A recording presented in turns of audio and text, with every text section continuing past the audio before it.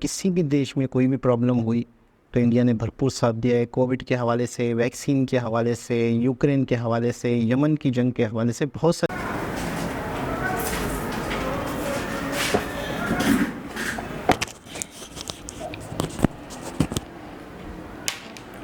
अस्सलाम वालेकुम।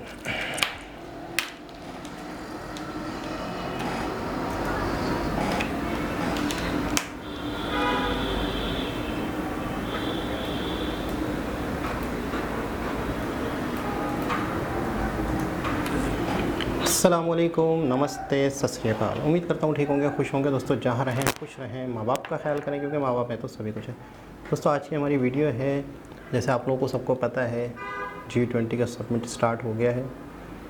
Summit PM Modi remarks during session 1 फन अर्थ। देखते हैं इस वीडियो में मोदी जी ने क्या कहा है।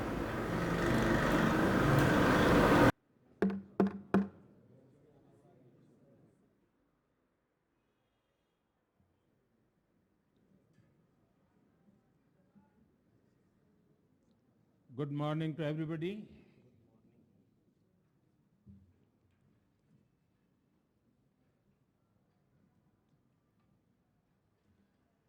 Your Highnesses, Excellencies, नमस्कार। औपचारिक कार्रवाई शुरू करने से पहले हम सभी की ओर से कुछ देर पहले मोरक्को में आए भूकंप से प्रभावित लोगों के प्रति मैं अपनी हार्दिक संवेदना प्रकट करना चाहता हूं। हम प्रार्थना करते हैं कि सभी इंजर्ड लोग शीघ्र स्वस्थ हो। इस कठिन समय में पूरा विश्व समुदाय मोरक्को के साथ है और हम उन्हें हर संभव सहायता पहुंचाने के लिए तैयार हैं।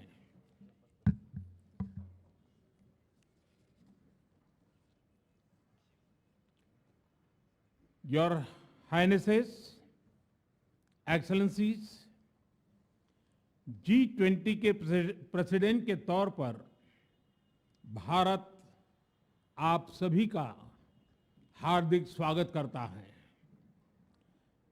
इस समय जिस स्थान पर हम एकत्रित हैं, यहां से कुछ ही किलोमीटर के फासले पर लगभग 2500 साल पुराना एक स्तंभ लगा हुआ है।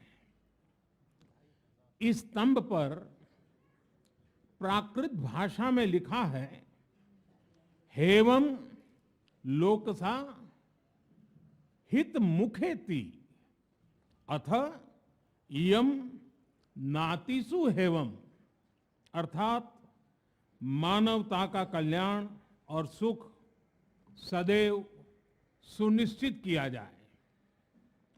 2500 साल पहले भारत की भूमि ने यह संदेश पूरे विश्व को दिया था। आइए इस संदेश को याद कर इस G20 समिट का हम आरंभ करें। 21वीं सदी का यह समय पूरी दुनिया को नई दिशा दिखाने वाला और नई दिशा देने वाला एक महत्वपूर्ण समय है। ये वो समय है जब बरसों पुरानी चुनौतियां हमसे नए समाधान मांग रही हैं और इसलिए हमें ह्यूमन सेंट्रिक अप्रोच के साथ अपने हर दायित्व को निभाते हुए ही आगे बढ़ना है। फ्रेंड्स, कोविड-19 के बाद विश्व में एक बहुत बड़ा संकट विश्वास के अभाव का आया है।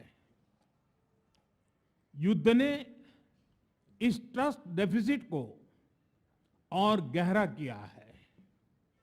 जब हम कोविड को हरा सकते हैं तो हम आपसी विश्वास पर आए इस संकट पर भी विजय प्राप्त कर सकते हैं। आज G20 के प्रेसिडेंट के तौर पर भारत पूरी दुनिया का आह्वान करता है कि हम मिलकर सबसे पहले इस ग्लोबल ट्रस्ट डेफिसिट को एक विश्वास, एक भरोसे में बदलें। यह हम सभी के साथ मिलकर चलने का समय है और इसलिए सबका साथ, सबका विकास, सबका विश्वास, सबका प्रयास का मंत्र हम सभी के लिए एक पथ प्रदर्शक बन सकता है।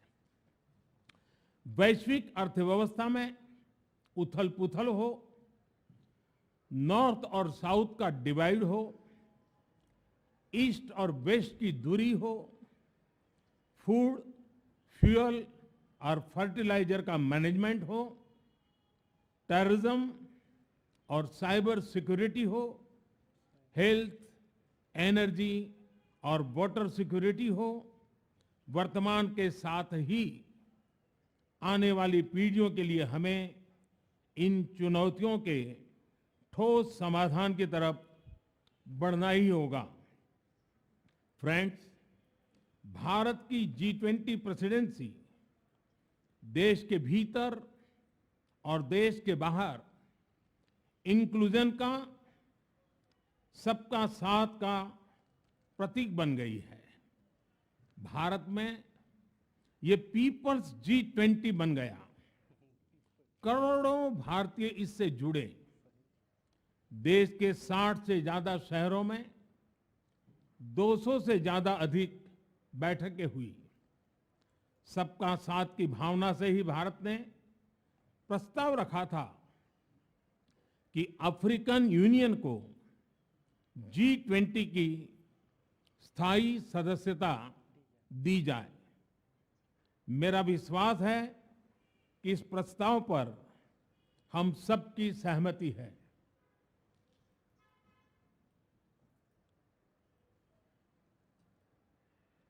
आप सबकी सहमति से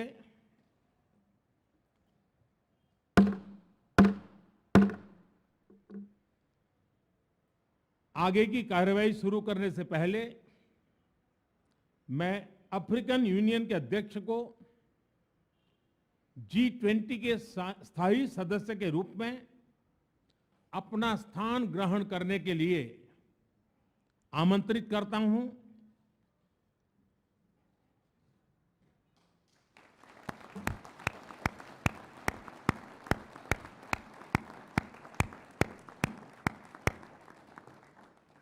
एक्सेलेंसी,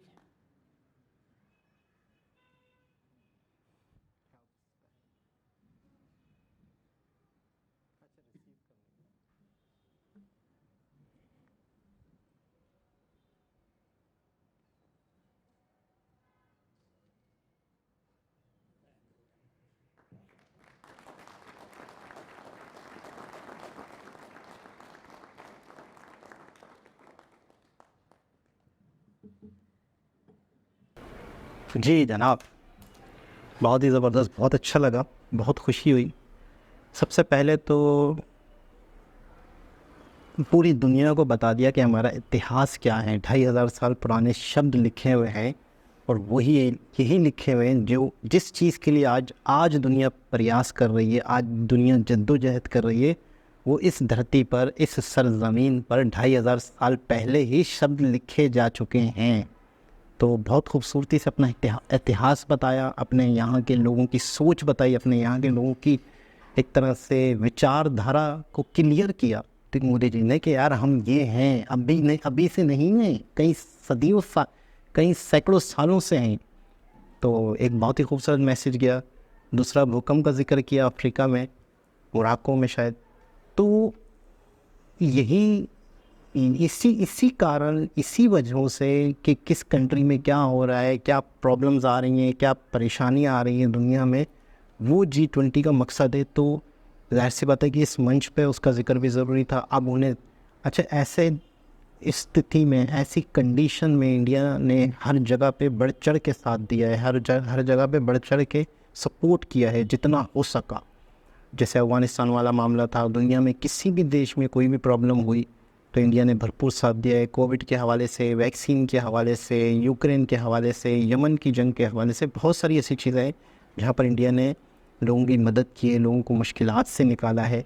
और मैं अक्सर सोचता हूँ, मैं एक बच्चों वाली बात करने लगा हूँ, बिल्कुल ही बच्चों वाली, कि अगर सही तरीके से पाकिस्तान की जानिब से कोई जाए और मोदी जी से बात करे तो जो पूरी दुनिया के विचार की, पूरी दुनिया के लिए इनकी सोच है, इनकी विचारधारा है, तो पाकिस्तान के लिए कैसे बुरे हो सकते हैं, पाकिस्तान के लिए कैसे गलत सोच सकते हैं, जब वो पूरी दुनिया को एक घर की मानंद देखते हैं कि पूरी दुनिया हमारा ही घर है, हमने सबके लिए सोचना है।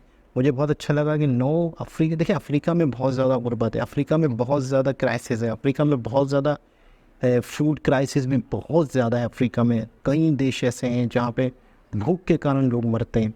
तो 9 देशों को, अफ्रीका की जानिब, अफ्रीकन देशों को यहाँ पर इंडिया ने इनवाइट किया। मुझे ये सुन के इतनी खुशी हुई। आप तसव्वुर तो करें, आप सोचें तो सही कि यार उन देशों को इनवाइट किया जो वैसे ही परेशानी का शिकार हैं, जहाँ वैसे ही डेवलपमेंट नहीं हुई, पूरी दुनिया से कटा हुआ इलाका है, कुछ साउथ अफ्रीका के अलावा बाकी कोई ख़ास डेवलपमेंट नहीं है अफ्रीका में। तो उन देशों को बुलाने की वजह से मुझे बड़ी खुशी हुई। और अभी भी मतलब है कि उसका भी जिक्र किया, भूकंप का भी जिक्र किया। तो मुझे ऐसा लगता है कहीं कहीं अगर कोई सही तरीके से जाके बात करे, सही बंदा अथेंटिक, लेकिन वही मसला है ना कि कौन है यहाँ पे, कोई एक रिप्रेजेंटेटिव कोई बंदा ही नहीं है यहाँ पर जो कहीं जाके किसी देश से, पाकिस्तान से रिलेटेड बात करे। तो इशू तो सारा यही है, इशू नीचे से बुनियाद ही बिगड़ी पड़ी है। तो खैर बहुत अच्छा लगा। इन फ्यूचर आगे देखते हैं क्या क्या वीडियोज़ आती हैं। दोबारा किसी और से मुलाकात होगी। जब तक के लिए अल्लाह हाफ़िज़।